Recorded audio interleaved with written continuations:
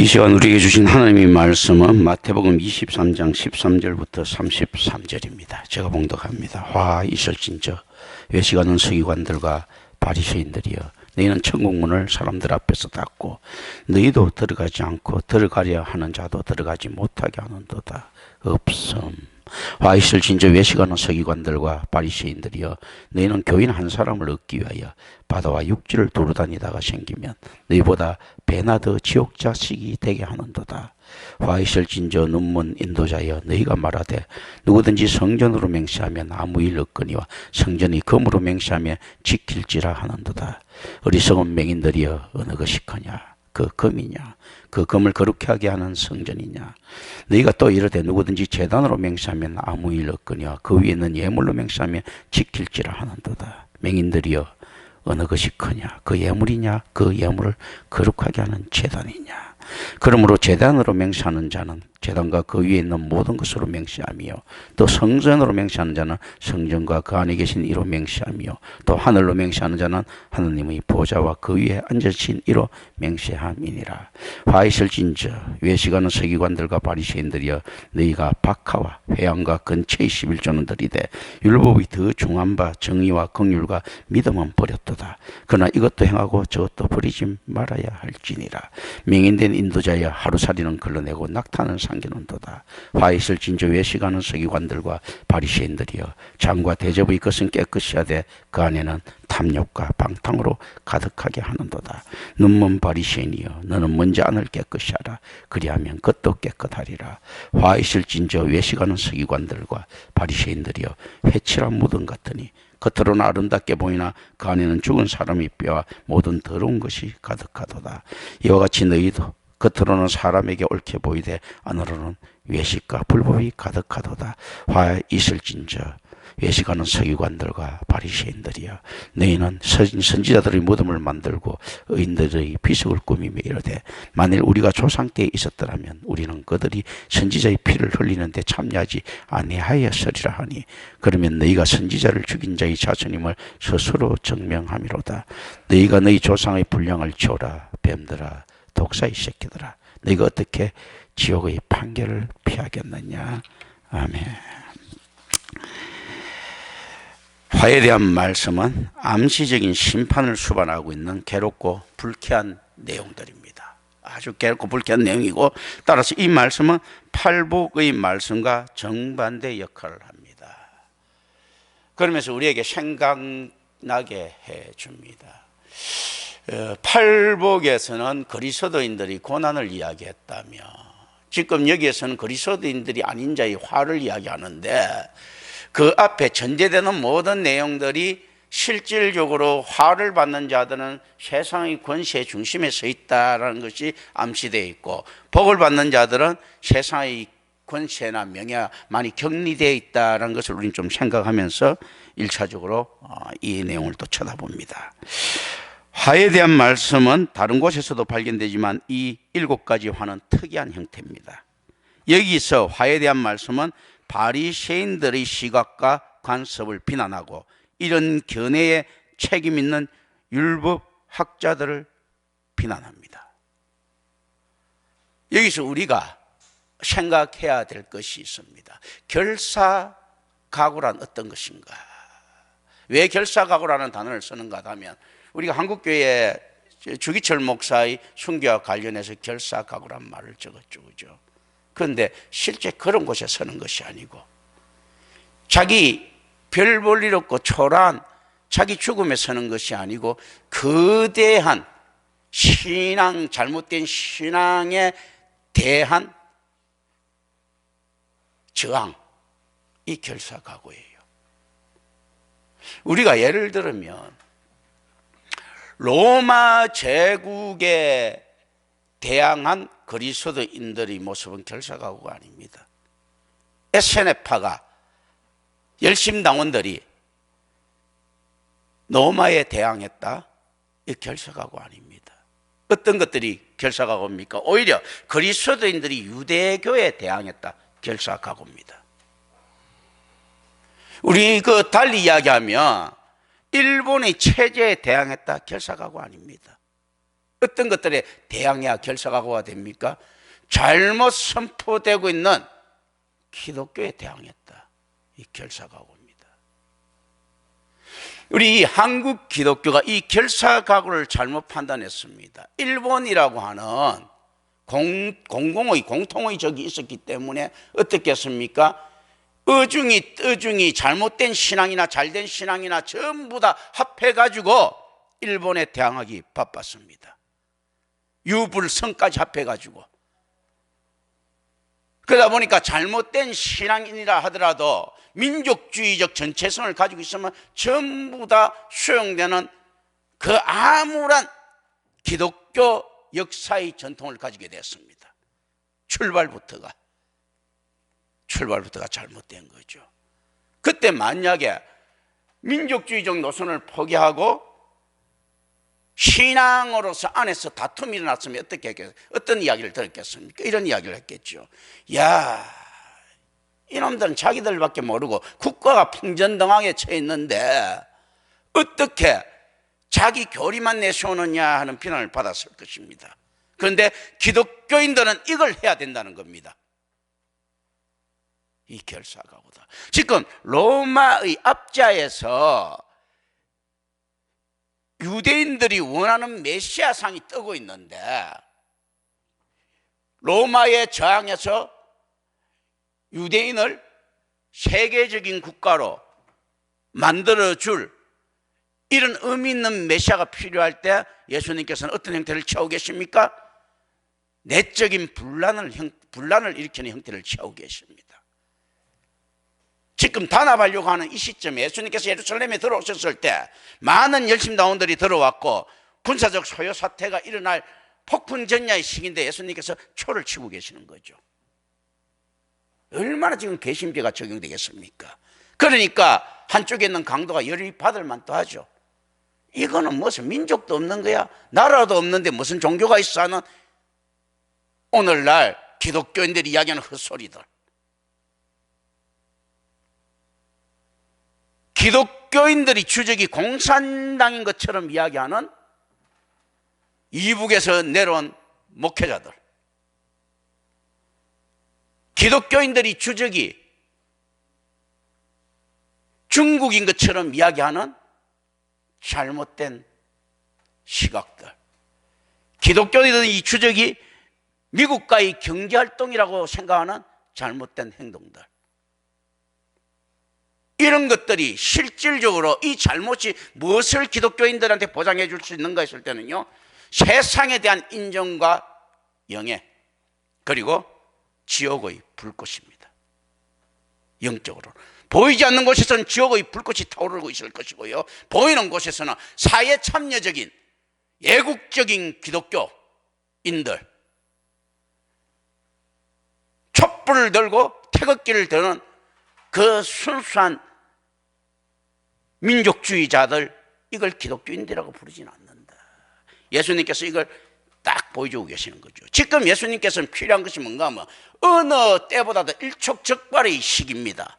우리는 지금 오히려 평탄한 시기인데도 보혈의 능력 대신 태극기와 촛불을 들고 있지 않습니까? 그런데 예수님께서는 일촉즉발, 이때는 태극기나 촛불이나 들지 않으면 작살나는 시기인데도 무엇을 듭니까?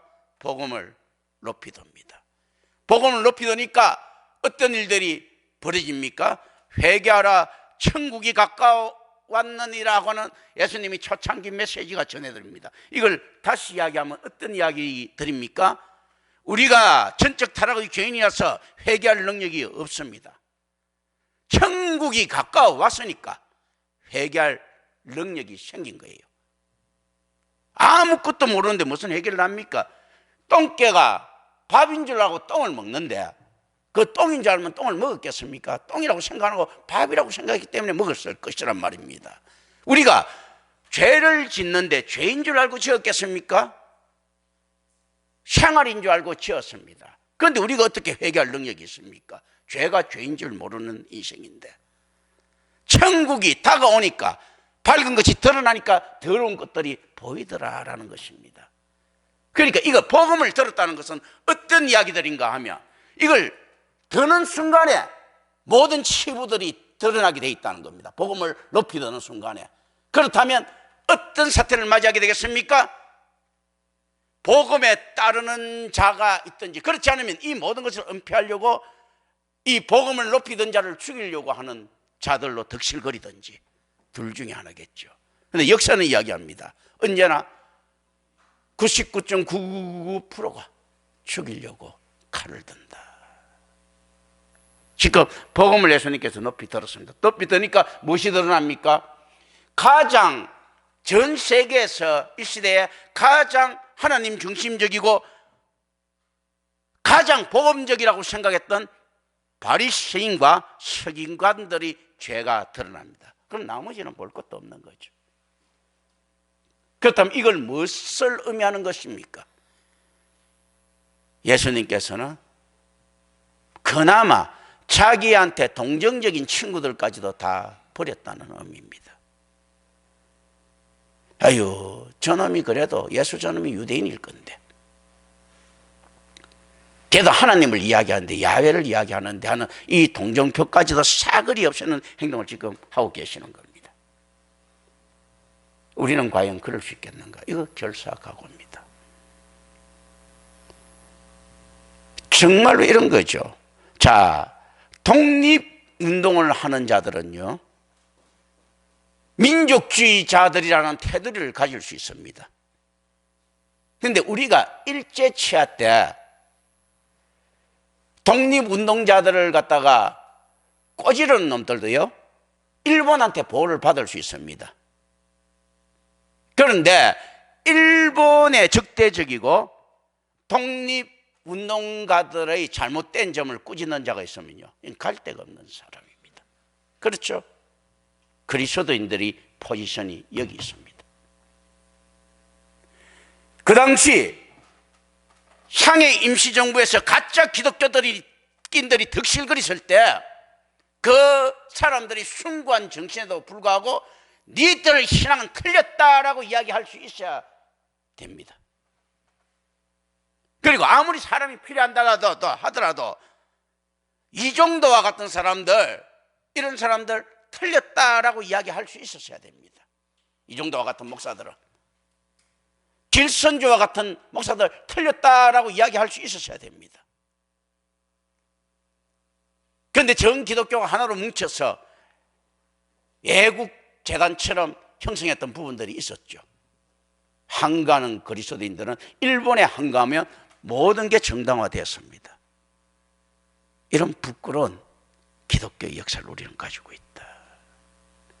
일본이 어디 있고 한국이 어디 있다, 어디 있느냐? 그럼 야, 너는 임마 나라도 없는 놈이니까 아무 데 가서나 살아, 이런 이야기들이 들려올 수 있겠죠. 그래, 그런 말을 들을 수 있어야 된다는 겁니다. 예수님께서는 지금 어떻게 나중에 버림받는가 하면 이것 때문에요, 유대인이 대 유대인의 역할을, 유대인의 권리가 박탈되는 겁니다. 그렇기 때문에 유대인인데 반역죄로 몰려서 사형 선고를 받는 겁니다. 양옆에 있었던 강도는요, 유대인으로서 죽었지만 예수는요, 이방인으로 죽는 겁니다. 왜냐하면 내 옆에 있는 강도들은 로마의 법정에서 사형을 선고한 자지만 예수님은요, 유대의 법정에서 사형 선고 받은 자입니다. 그건 무엇을 의미합니까? 국가적인 반역자요, 이교도라는 이야기입니다. 이단과 참된 정통신앙은 닮아있죠. 배척받고 의심받는다는 것. 그래서 묘하게 마귀새끼나 이런 것들을 쭉 깔아놓습니다. 이단이 부분적으로 좀 더 진실된 소리를 하고 좀 더 인간적인 관계를 갖다 형성하도록 만들어 놓죠. 그래서 올바른 개혁신앙이 나타났을 때 이단처럼 몰 수 있는 모든 근거를 마귀는 마련해 놨습니다. 그런데 임마누엘 교회가 이단으로 몰릴 일은 참 어렵죠. 왜냐하면 정통 신학의 바탕 위에 있으니까. 대신 재수 없는 집단이라고 이렇게 보일 수는 있습니다. 만약에 세상에 드러났을 때, 아직까지는 희미하고 드러나지 않아서 그렇는데 임마누엘 교회에서 드러났을 때 많은 사람들이 니 그 목사 고집 세고 자기 말만 진리라고 이렇게 착각하고 있다라고 착각할 수 있습니다. 그런데 이 안에서 우리는 선생의 의미들을 갖다가 찾아내야 됩니다. 선생 역할을 갖다가 하지 말라라는 것들, 예수님께서 이야기하셨던 것. 우리는 모두 다 선생의 역할을 갖다가 감당하고 있는데요, 어떻게 감당하고 있습니까? 지 안에 자기 가방을 가지고 듣죠. 심리를 받더라도 답은 자기가 가지고 있다고 하죠.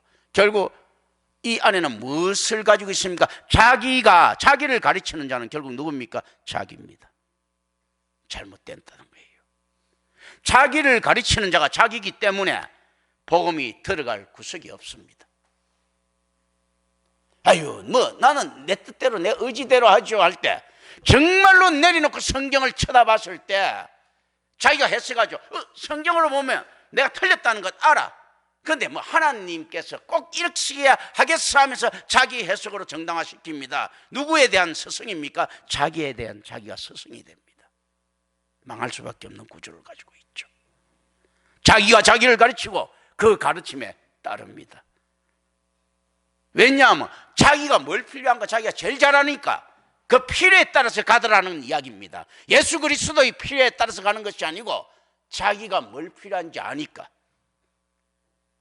그러니까 자기를 버리고 예수를 알아야 될 것인데 자기에 대해서 너무 잘 아니까 자기가 필요한 것을 찾아가는 겁니다. 선생의 의미가 이것도 숨어 있더라라는 겁니다. 예수님께서 이 율법학자들을 비난하실 때 이제 작정하시고 하는 거죠. 모든 사람을 적으로 만들기로 작정했습니다. 바리새인들은 모세의 자리에 앉아 율법의 의에 대한 진정한 해석자들이라고 주장했지만 그들의 가르침과 간섭은 그릇되었고 따라서 모든 사람들을 오도하는 것이었습니다. 그들은 하나님의 통치에 들어가지 않고 있었을 뿐만 아니라 훨씬 더 악하게 그들의 가르침은 그들을 따르는 사람들이 하나님의 통치를 받기 위해 천국에 들어가고자 하는 소망도 허용하지 않았습니다. 오늘날 교회를 한번 쳐다볼 때 어떻습니까? 복음을 따르는 것이 아닌 그 교회의 정체성과 방침을 따라가고 있지 않습니까? 삼박자 복음이라고 하는 기괴한 것들이 나타나고 겸손의 복음이라고 하는 기괴한 것들이 나타나고 독수리 전도법, 무슨 고구마 전도법이라고 하는 이 기괴한 복음들이 나타났습니다. 과연 전도란 어떤 것인가 했을 때요, 복음을 통한 전도가 돼야지 사람 옆구리 쿡쿡 찌르는 전도가 됐어야 되겠느냐라는 겁니다. 실제 복음에 대한 전도는 언뜻 보기에 그 속도가 늦어 보일 수가 있습니다. 그러나 탄탄하고 이것들이 나중에 기하급수적으로 늘어날 때 한 사람이 두 사람 되고 두 사람이 네 사람 되고 이렇게 했을 때 이 세상은 변할 수 있을 것이라는 것을 반드시 생각해야 됩니다. 우리가 옛날 무협지에 나오는 무협 이런 것만 봐도 그렇지 않습니까? 정종 내공신법은 늦다, 사파의 신법은 빠르다, 그러나 부작용이 있다, 이렇게 이야기하죠. 오늘날 숫자만 늘리려고 하는 잘못된 복음 없는 전도가 얼마나 많은 사파의 신앙을 생산해냈습니까? 정종신앙들을 가지고 자기 자신이 모범이 됨으로써 한 사람 한 사람 그리스도화 되는 이런 전도. 자, 내가 죽을 때까지 평생 한 사람도 전도를 못했어요 하더라도 전도에 열중하고 내가 죽고 난 다음에 그 죽음까지도 보고 한 사람이 전도됐으면 족할 수 있는 그런 것. 내가 살아있을 때 한 사람 전도하면 그 교인은 2명이 된 것 아닙니까? 그런 것들. 그렇게 됐을 때 기하급수적으로 나중에 되면 퍼져나가게 되죠. 이런 이야기들이 있죠. 그리스도인들이요, 참된 그리스도인들이 세상에 몇 프로만 되면 세상이 변할 수 있을 것 같습니까? 3%만 되면요 세상은 변한다는 겁니다. 그걸 잘 이용하는 놈들이 그거 무슬람들이죠. 이 이슬람 교도들이 실제 한 5% 6%만 넘어가면 폭동을 일으키고 막 이렇게 해가지고 기득권을 찾으려고 하죠. 그들이 목표로 잡는 게 한 3% 정도 되면 그때부터 자꾸 인원을 늘려가지고 그 10몇 프로가 되면 실질적으로 안에서 테러를 완전히 일으키면서, 그러면서 테러를 일으킬 때마다 자기네들이 배척받는 것이 아니고 국가는 양보를 하고요, 타협을 합니다. 계속 희생을 줄이려고. 그렇게 해서 자기 기독교를 점차적으로 넓혀가는 작전을 쓰는 거거든요. 이놈들이 방식이 폭력적이고 엉터리 방식이 돼서 그렇지 신앙적으로 방식으로 바꾸면 굉장히 닮아 있는 겁니다. 3%의 기독교인만 되면 그 사람들이 사랑의 실천을 위해서 세상 주변은 다 무너지게 돼 있습니다. 이야, 진짜 하나님 없이 저렇게 할 수 있겠는가? 한두 놈 같으면 또라이라고 하겠는데 저렇게 많은 숫자가 저렇게 할 때 어떻게 또라이라고 할 수 있겠는가 하는 거죠. 100명에 3명 되면요, 1000명에 30명, 10,000명에 300명, 10만 명에 그 3,000명, 이게 있지 않습니까? 3,000명, 3만 명 이렇게 되면 이걸 어떻게 다 또라이라고 볼 수 있겠습니까? 그런데 그게 전부 다 희생적인데 사람들은 감동할 수밖에 없죠. 한 사람의 희생은요, 한 사람의 사랑의 희생은 세상 사람들이 볼 때 특이한 이상주의적 인간 있지 않습니까? 인간의 계산 없는 행동으로 보일 수가 있습니다. 그런데 10사람이 되면 판단이 달라지고요, 100사람이 되면 대우가 달라집니다. 그런데 우리는 이렇게 이야기합니까? 이렇게 내가 언제 전도를 합니까? 하면서 자기 자신이 올바른 신앙을 갖다가 보임으로써 한 사람 전도하는데 열중해 본 적이 있느냐라는 겁니다. 예수님께서는 지금 그걸 하시고 계시는 거예요. 그리고 실패합니다. 실패한 결과 12명이라고 하는 위대한 성도를 낳습니다.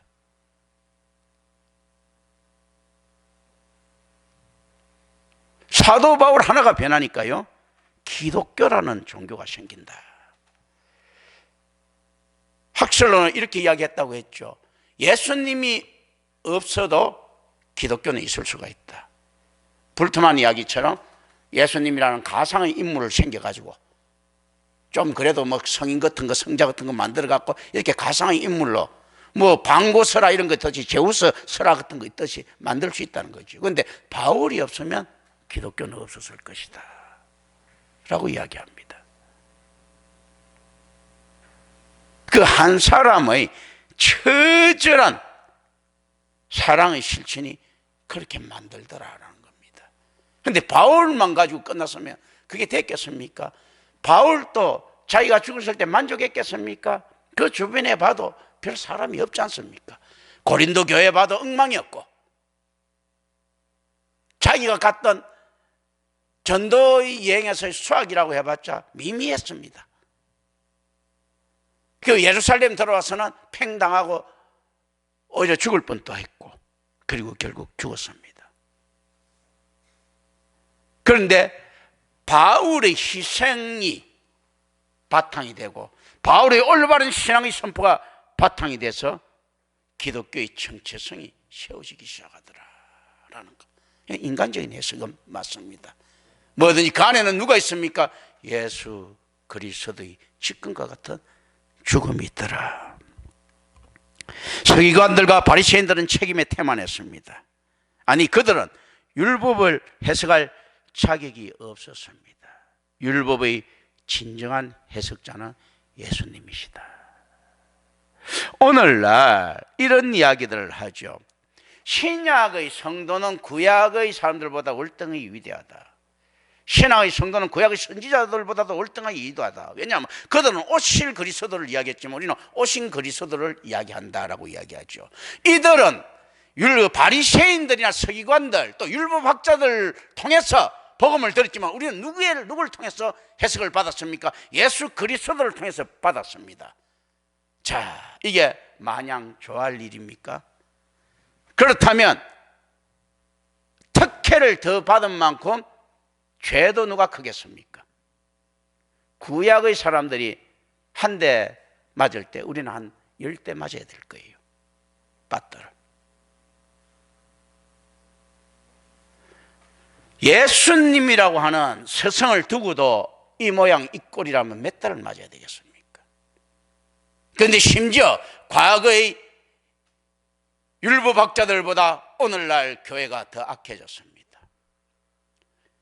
과거의 캐톨릭보다도 오늘날 교회가 더 교묘해졌습니다.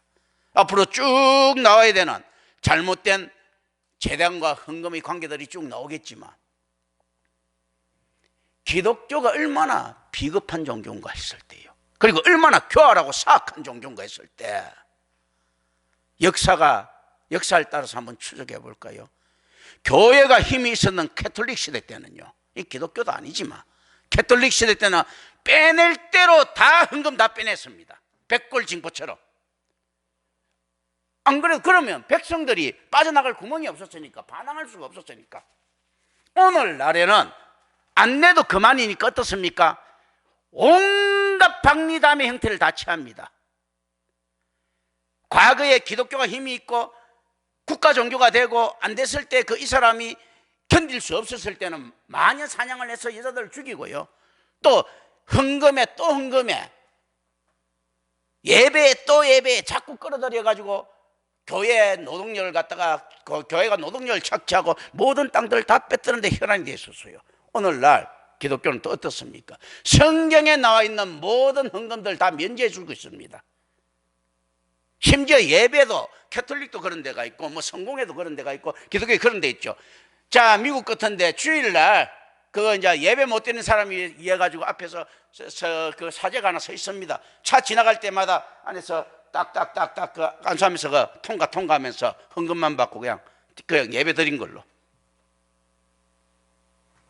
그러다가 또다시 기독교가 힘이 세지면 어떻게 할 것 같습니까? 주리를 털면서까지도 아마 그 집 숟가락 하나까지도 다 빼들어내려고 할 것입니다. 지금은 그렇지 않으니까 어떻게 이야기합니까? 박리담회 하는 거죠. 야 그런 거 안 해도 돼. 여기 와가지고 뭐만 해 해가지고 많이 모아가지고, 그러다 보니까 어떤 사태가 발생합니까?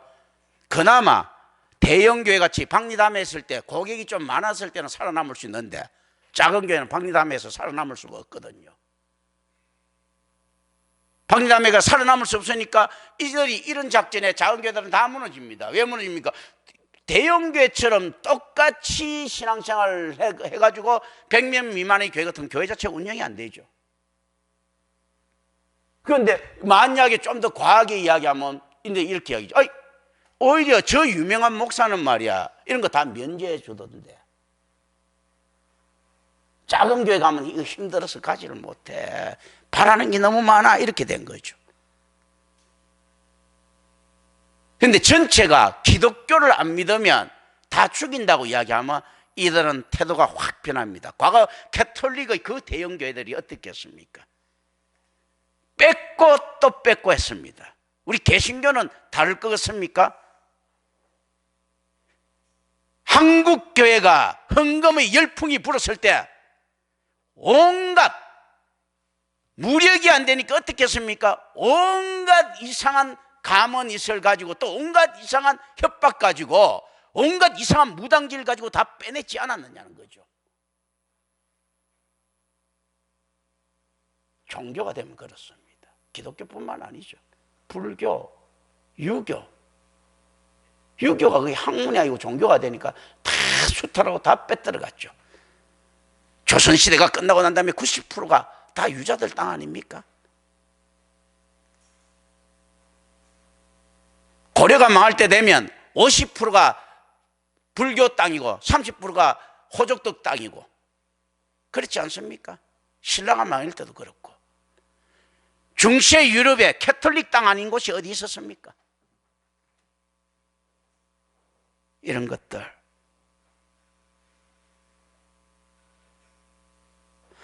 14절의 말씀은 없음 이렇게 되어 있습니다. 이 없음이란 것은 중요한 사본에는 없다는 이야기입니다. 믿을 만한 사본에는.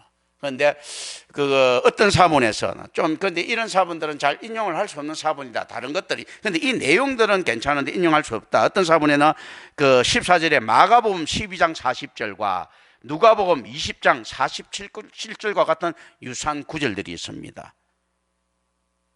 이거 뭐 한번 볼까요? 마가복음 12장 40절. 요런 구절들이 여기에 있다는 겁니다. 어떤 이제 이거 아주 그 인정받지 못할 사본. 지금 원본은 없으니까 사본들이니까, 그죠? 12절 40절. 제가 한번 읽어볼까요? 그들은 가부의 가산을 삼키며 외식으로 길게 기도하는 자니 그 받은 판결이 더욱 중하리라 하시니라. 또 누가복음 20장 47절 한번 볼까요?